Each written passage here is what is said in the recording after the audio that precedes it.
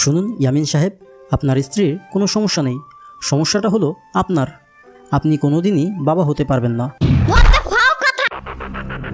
একটা মেয়ের জীবনে সবচেয়ে বড় সম্পদ হচ্ছে তার সন্তান, আর একটা মেয়ের জীবনে তার সবচেয়ে বড় আশা সে মা হবে। সেই আশা থেকে তুমি আমাকে বঞ্চিত করেছো। আমি তোমার সাথে আর সংসার করতে চাই না।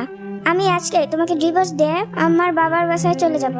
এতদিন তো খুব বলেছো আমি অলক্ষী, তোমার বড় বউ অলক্ষী, এখন তো দেখছি তুমি নিজেই অলক্ষী। বুঝতে পেরেছো? তো আমাকে ছেড়ে চলে গেছে, এখন তুমি আমাকে ছেড়ে চলে যাও। না ইয়ামিন, আমি তোমাকে ছেড়ে কোথাও যাব না। আমাদের সন্তান হবে না তাতে কি হয়েছে বলো?